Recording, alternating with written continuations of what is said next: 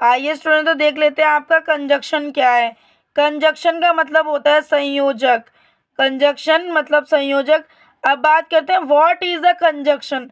Conjunction क्या चीज होती है वो जानेंगे।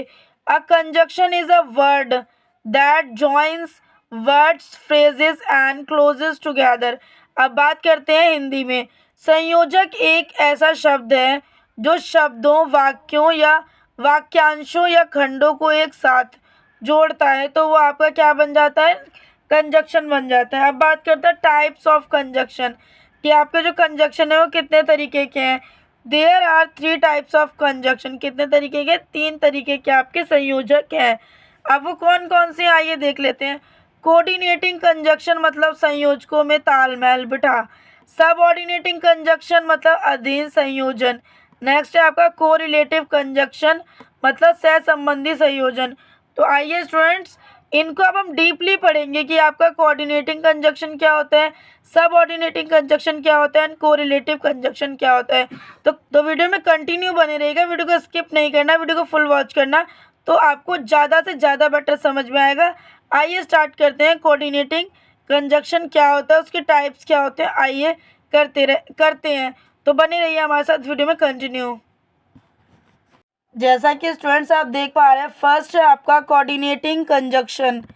कोऑर्डिनेटिंग कंजक्शन है आपका, इसको हिंदी में बोलते हैं संयोजकों में तालमेल बिठा। मतलब जो संयोजक होते हैं उसमें कैसे तालमेल बैठेगा उसको देखता है। कौन देखता है, कोऑर्डिनेटिंग कंजक्शन देखता है। तो आइए कोऑर्डिनेटिंग कंजक्शन की डेफिनेशन देखेंगे। Connect parallel words, phrases and clauses. इनको क्या करता है, कनेक्ट करता है। हिंदी में जानेंगे, समांतर शब्दों, वाक्यांशों और उपवाक्यांशों को जोड़ता है। समांतर शब्दों को और वाक्यांशों को और उपवाक्यांशों को जोड़ने का काम करता है। और ये कौन काम करता है, कोऑर्डिनेटिंग कंजक्शंस काम करते हैं। फॉर एग्जाम्पल, जैसे कि आप देख पा रहे हैं, फोर, एंड, नॉर, बट और येट। सो तो इसको अगर आपको इजी ट्रिक में याद करना है तो इसको आप फैन बॉयज कह सकते हैं। जैसे कि एफ से आपका बन जाएगा फोर, ए से बन जाएगा एंड, एन से बन जाएगा नॉर, ओ से बन जाएगा और, पहले बी से देखेंगे, बी से बनेगा बट, ओ से बनेगा और, वाई से बनेगा येट एंड सो से बनेगा, एस से बनेगा सो। तो आप इस तरीके से इजी ट्रिक से याद कर सकते हैं। बस आपको याद करना है फैन बॉयज, और आप इसके एग्जाम्पल लिख सकते हैं। एफ से फोर, ए से एन से नॉर, बी से बट, ओ से और, वाई से येट, सो से एस से सो। तो ये है आपके कोऑर्डिनेटिंग कंजक्शन के एग्जाम्पल। आइए मीनिंग देखेंगे एग्जाम्पल के कि फोर का मतलब क्या होता है।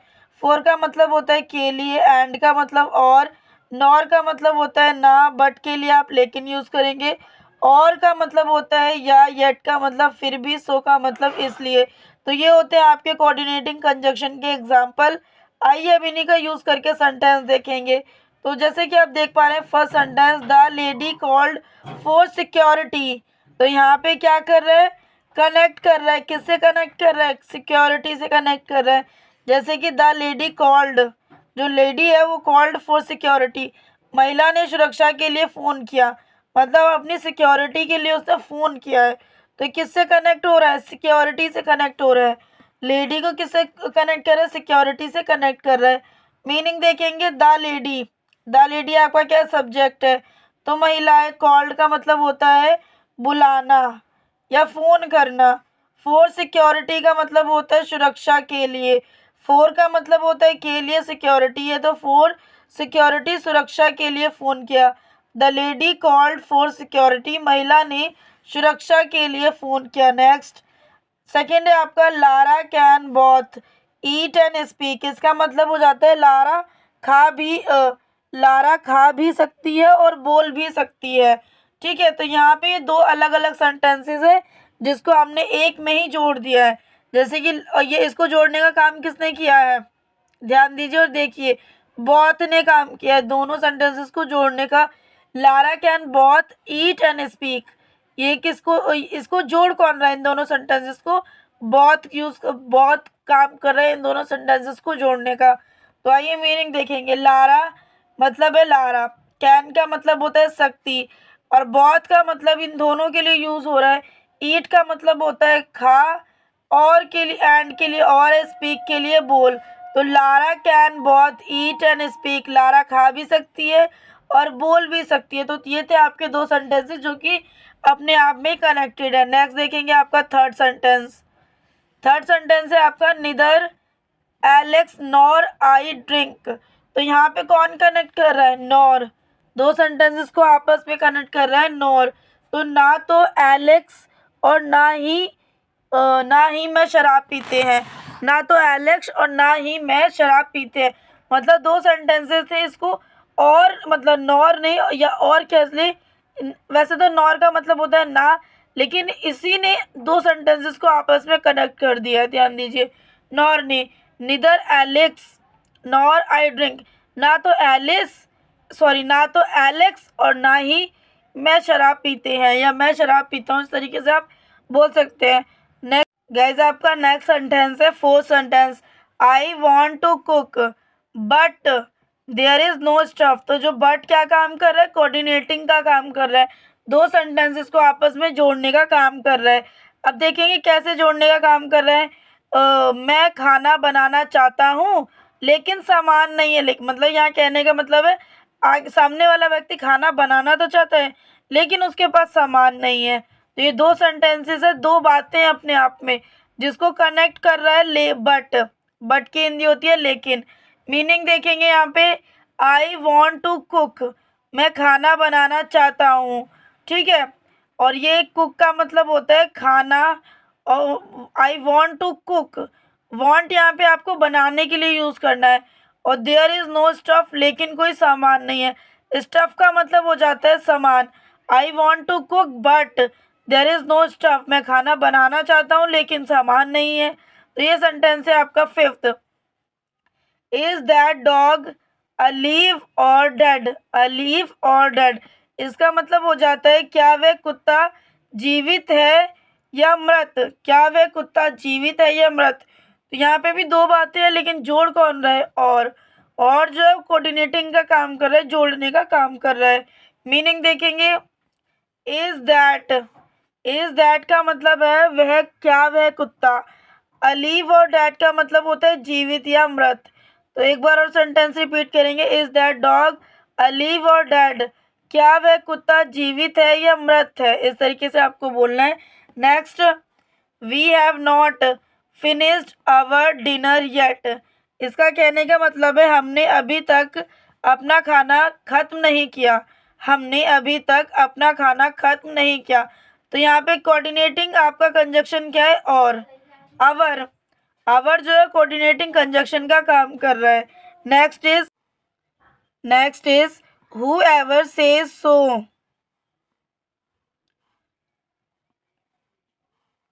Next is whoever says so is a liar, कहने का मतलब है या जो कोई ऐसा कहता है वह झूठा है, या जो कोई ऐसा कहता है वह झूठा है। कहने का मतलब है यहाँ पे लायर मतलब झूठ है, और कोऑर्डिनेटिंग कंजक्शन क्या है यहाँ पे? सो, जो कि दो बातों को कनेक्ट कर रहा है, ठीक है। दो वाक्यांशों को या उपवाक्यांशों को जोड़ने में काम करते हैं। एग्जाम्पल, जो कोऑर्डिनेटिंग कंजक्शन के एग्जाम्पल होते हैं, वाक्यांशों, शब्दों और उपवाक्यांशों को जोड़ने का काम करते हैं। तो ये था आपका कोऑर्डिनेटिंग कंजक्शन। आई होप आपको समझ में आया होगा। समझ में आया तो प्लीज़ वीडियो को लाइक कर दीजिए। आइए स्टार्ट करते हैं next conjunction.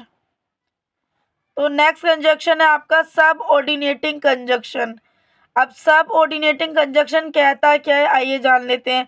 Connect, dependent and independent clauses and independent clauses is a sentence that can stand on its own while a subordinate clause can not.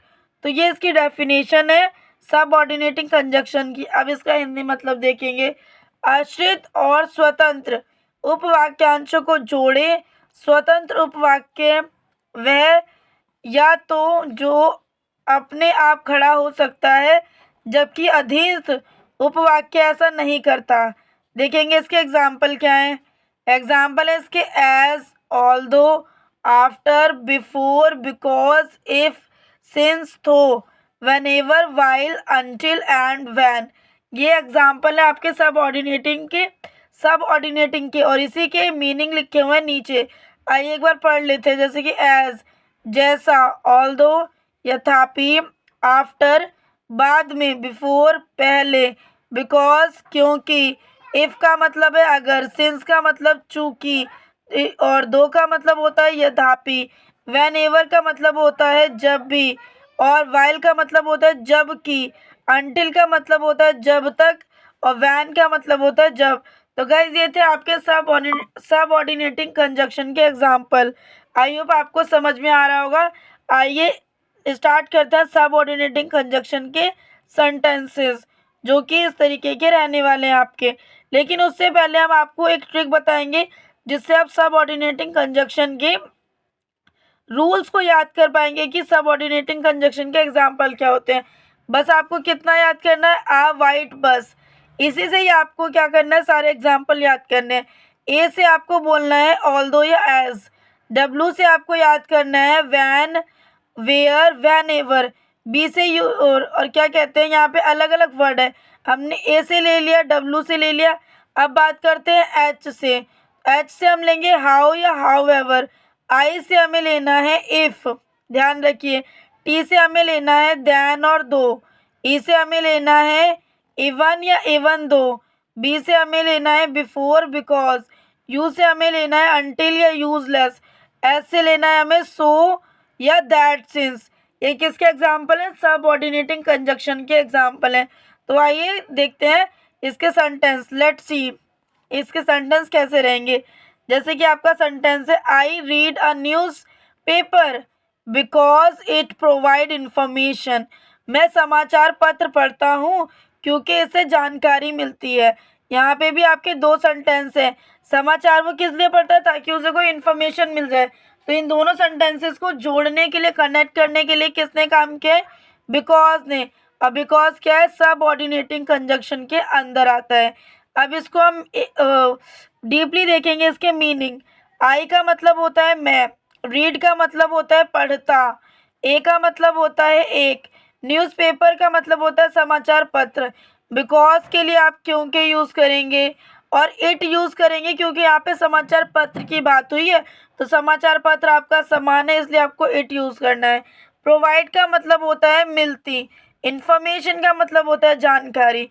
Sentence को रिपीट करेंगे, I read a newspaper because it provides information. मैं समाचार पत्र पढ़ता हूँ क्योंकि इससे जानकारी मिलती है। Next, the stadium looks like garbage after the match. इसकी हिंदी है, मैच के बाद स्टेडियम कूड़े जैसा लग रहा है। मतलब जिस स्टेडियम में लोग जाते हैं तो वो ख़त्म हो जाता है, वहाँ पे जो भी मैच वगैरह होता है, तो उसके बाद जो स्टेडियम होता है वो कूड़े जैसा लग रहा होता है, कहने का ये मतलब है। लेकिन इसमें क्या हमारा वो है, सबऑर्डिनेटिंग कंजक्शन क्या है, ये देखते हैं। तो पहले मीनिंग भी देखते जाएंगे। द स्टेडियम लुक्स का मतलब होता है लग, लाइक का मतलब होता है लाइक गार्बेज आफ्टर, कूड़े जैसा लग रहा है। आफ्टर, आफ्टर क्या है आपका, सब ऑर्डिनेटिंग कंजक्शन है। द मैच मतलब मैच के बाद, आफ्टर द मैच, मैच के बाद। तो the stadium looks like garbage after the match, match के बाद स्टेडियम कूड़े जैसा लग रहा है। नेक्स्ट, थर्ड है आपका sentence, someone dropped me here when I was young. इसका मतलब है जब मैं छोटा था तो किसी ने मुझे यहाँ छोड़ दिया था। अब यहाँ पे इसका ये देखेंगे आपका सब ऑर्डिनेटिंग कंजक्शन के अंदर क्या वर्ड आ रहे हैं। तो गाइज आपका जो वैन वर्ड है वो सब ऑर्डिनेटिंग कंजक्शन के अंदर आता है। अब बात करते हैं सेंटेंस के मीनिंग की। सेंटेंस के मीनिंग के क्या क्या है, जैसे कि समवन ड्रॉप्ड, किसी ने मुझे, ठीक है, किसी ने मुझे, ये बोलेंगे मी का मतलब हो जाता है मी का मतलब हो जाता है मुझे, हेयर का मतलब हो जाता है यहाँ, वैन का मतलब हो जाता है कब, आई वॉज यंग जब मैं छोटा था, आई वॉज यंग मैं छोटा था, ये बोलेंगे आप। तो एक बार सेंटेंस को रिपीट करेंगे, someone dropped me here when I was young, जब मैं छोटा था तो किसी ने मुझे यहाँ छोड़ दिया था। Next, this car has been in my house since my childhood. तो इस सेंटेंस में आपका सबऑर्डिनेटिंग कंजक्शन क्या है? सिंस। सिंस जो है ये दो सेंटेंसेस को आपस में जोड़ रहा है।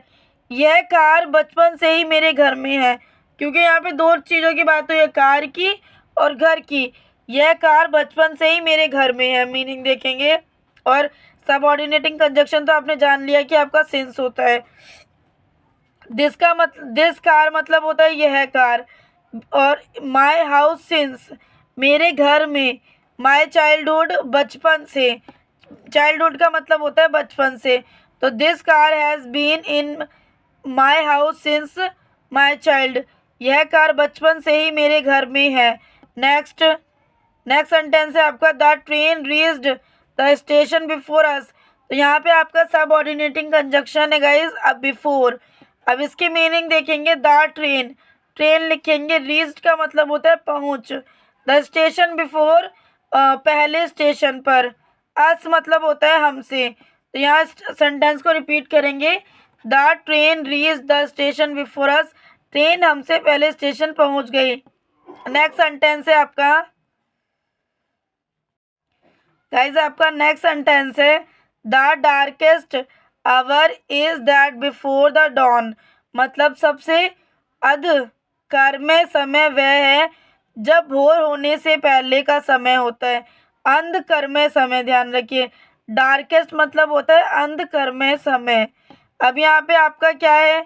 सबऑर्डिनेटिंग कंजक्शन तो आपको पता ही है, बिफोर है। इस तरीके से आपको फाइंड करना है। मीनिंग देखेंगे। द डार्केस्ट आवर, सबसे अंधकारमय समय। इज दैट बिफोर, दैट का मतलब होता है वह, और बिफोर का मतलब हो जाता है बिफोर द डॉन, मतलब जब भोर होने से पहले का समय होता है। सेंटेंस को रिपीट करेंगे। The darkest hour is that before the dawn. सबसे अंधकारमय समय वह है जब भोर होने से पहले का समय होता है। मतलब सुबह होने से पहले का जो समय होता है वो डार्केस्ट होता है। Next, I do it for fun and to pass my time. तो यहाँ पे आपका सबऑर्डिनेटिंग कंजक्शन क्या है? एंड, क्योंकि ये भी दो चीज़ों को आपस में कनेक्ट कर रहा है। और यहाँ पे इसका हिंदी मतलब है मैं इसे मेज के लिए और अपना समय बिताने के लिए करता हूँ। सॉरी, ये यहाँ पे मेज नहीं है, मज़े है। मैं इसे मज़े के लिए और अपना समय बिताने के लिए करता हूँ। तो अब इसका मीनिंग देखेंगे। फन का मतलब होता है मज़े, एंड का मतलब होता है और, पास का मतलब होता है पास माय टाइम। पास मतलब है यहाँ पे बिताने के लिए। यहाँ पे गाइस आपका पास है, PASS, पास। यहाँ पे ये बाय मिस्टेक हो गया है, इसको बोलेंगे आप पास, PASS, पास। माय टाइम मतलब समय, मेरा समय बिताने के लिए कह सकते हैं, या इस तरीके से बोलेंगे मैं इसे मज़े के लिए और अपना समय बिताने के लिए करता हूँ। नेक्स्ट, आइए स्टूडेंट तो बात करते हैं कोरिलेटिव कंजक्शन। कोरिलेटिव कंजक्शन का मतलब क्या होता है? सहसंबंधी संयोजन। इसको हिंदी में बोलते हैं सहसंबंधी संयोजन। अब इसका यूज किस लिए होता है आइए जानते हैं। तो इसका यूज होता है join parallel words, phrases and clauses in pairs.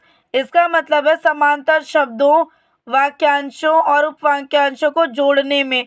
Same वही मतलब है जो सबऑर्डिनेटिंग में था, वही कोरिलेटिव में भी है, बस थोड़ा सा इसमें चेंज है। एग्जाम्पल देख लीजिए इसका, जैसे कि इधर डैश, डैश में आपको भरना पड़ेगा और। नेक्स्ट है neither dash nor, both dash and, as dash also, whether or etcetera. इसके हिंदी मीनिंग आपको यहाँ देखने को मिल रहे हैं। आइए बात करते हैं अब इसके कोरिलेटिव कंजक्शन के सेंटेंस की। जैसे कि हम बात करते हैं इधर डाई और points are use to colour cloth. तो यहाँ पे कहने का मतलब क्या है कि हमने इधर लिया है, ये वाला फर्स्ट वाला लिया है, यहाँ पे डैश की जगह हमने डाई को भरा है, एंड नेक्स्ट आपने और लिया है। तो ये क्या बन जाता है? कोरिलेटिव कंजक्शन बन जाता है, जो कि क्या करता है? समांतर शब्दों, वाक्य और उपवाक्यांशों को जोड़ने में मदद करता है, सेंटेंसेस को कनेक्ट करने में मदद करता है। तो इधर डैश की जगह आपने डाई यूज़ किया, और point are use to colour clothes. Hindi में कहेंगे कपड़े को रंगने के लिए डाई या पॉइंट का उपयोग किया जाता है। कपड़े को रंगने के लिए डाई या पॉइंट का उपयोग किया जाता है। And then next, love is neither bought nor sold. प्रेम ना तो खरीदा जाता है और ना ही बेचा जाता है। प्रेम ना तो खरीदा जाता है और ना ही बेचा जाता है। तो जैसे आप यहाँ पे देख रहे हैं नीदर, और यहाँ पे ये वाला सेकंड वाला सेंटेंस एग्जाम्पल यूज़ किया है। नीदर के बाद आपने बॉट लगा दिया, नेक्स्ट आपने नॉर लगा दिया, इसके बीच में लगाया नीदर डैश नॉर के बीच में आपने बॉट का यूज़ किया, तो ये बन जाता है आपका कोरिलेटिव कंजक्शन। एंड सोल्ड का मतलब होता है बेचना या बेचा। सेंटेंस रिपीट करेंगे, love is neither bought nor sold. प्रेम ना तो खरीदा जाता है और ना ही बेचा जाता है। आइए और देख लेते हैं आपके कोरिलेटिव कंजक्शन से रिलेट करने वाले सेंटेंस कौन कौन से हैं। जैसे कि आप यहाँ पे देख पा रहे हैं, the fluid include both gases and liquids. द्रव में गैसें और तरल दोनों शामिल हैं। गैसों में द्रव में गैसें और तरल दोनों शामिल हैं। कहने का मतलब है बहुत डैश की जगह गैसेस का यूज़ कर दिया एंड, तो ये आपका बहुत डैश एंड क्या है, कोरिलेटिव कंजक्शन के अंदर आते हैं। Next, she is not only a novelist but also poet. She is not only a novelist but also poet. तो मतलब यहाँ कहने का मतलब है वह ना केवल उपन्यासकार है बल्कि कवि भी है। वो ना तो उपन्यासकार है, मतलब कहने का मतलब है वह ना केवल खाली वो उपन्यासकार नहीं है, वो कवि भी है, ये कहने का मतलब है। मीनिंग देखेंगे, शी का मतलब होता है वह, इज का मतलब होता है नॉट का मतलब ना, ओनली का मतलब केवल, नॉवलिस्ट का मतलब होता है उपन्यासकार। बट क्या काम कर रहा है आपका, कोरिलेटिव कंजक्शन का काम कर रहा है। ऑल्सो का बल्कि सॉरी बट ऑल्सो पोइट, बल्कि कवि भी है। इस तरीके से आपको देखना है। नेक्स्ट इज फिफ्थ है आपका, Helen comes to visit me as often as she can. तो यहाँ पे हिंदी मतलब है हेलन जब भी संभव हो मुझसे मिलने आती है। हेलन जब भी संभव हो मुझसे मिलने आती है। तो यहाँ पे एज डैश एज का यूज़ हुआ है, ध्यान रखिए। और ये आता है आपका कोरिलेटिव कंजक्शन के अंदर। Next, he must do it whether he like it और नॉट। तो जो ये वाला है ये आपका कोरिलेटिव कंजक्शन है। उसे यह करना ही होगा चाहे वह इसे पसंद करे या ना नहीं करे। उसे यह करना ही होगा चाहे वह इसे पसंद करे या नहीं करे। इस तरीके से next, she is such a beautiful girl that everyone likes her. कहने का मतलब है वह इतनी सुंदर लड़की है कि हर कोई उसे पसंद करता है। She is such a beautiful girl that everyone likes her. वह इतनी सुंदर लड़की है कि हर कोई उसे पसंद करता है। तो गाइज ये था आपका कोरिलेटिव कंजक्शन। आई होप आपको समझ में आया होगा। समझ में आया तो प्लीज़ वीडियो को लाइक करना है, कमेंट करना है, शेयर करना है। चैनल पे न्यू हो तो चैनल को सब्सक्राइब कर लेना ताकि इस टाइप के वीडियो आते रहें। और अगर आपको इससे पहले के वीडियो के लिंक चाहिए तो इस वीडियो के डिस्क्रिप्शन में आपको लिंक मिल जाएंगे, जैसे कि noun, pronoun, verb, adverb, adjective, इस तरीके के वीडियो की अगर आपको लिंक चाहिए, मतलब इनकी डेफिनेशन, इनके टाइप जानने हैं, तो इस वीडियो में आप देख सकते हैं। इस वीडियो के डिस्क्रिप्शन में जाके उन सभी वीडियो में विजिट कर सकते हैं। तो आज के लिए इतना ही। वीडियो पसंद आए तो प्लीज़ वीडियो को शेयर कर दीजिएगा अपने दोस्तों के साथ, ताकि वो भी मोटिवेट होकर अपनी स्टडी को कंटिन्यू रखें। मिलते हैं नेक्स्ट वीडियो में ऐसे यूज़फुल वीडियो के साथ। और एक और इम्पॉर्टेंट बात, अपना फीडबैक देना बिल्कुल मत भूलिएगा, ताकि हमें पता चले कि हमें और क्या इंक्लूड करके लेकर आना है नेक्स्ट टाइम अपनी वीडियो में, और क्या इम्प्रूव करके लेकर आना है आप लोगों तक। मिलता है नेक्स्ट वीडियो में ऐसे यूज़फुल वीडियो के साथ।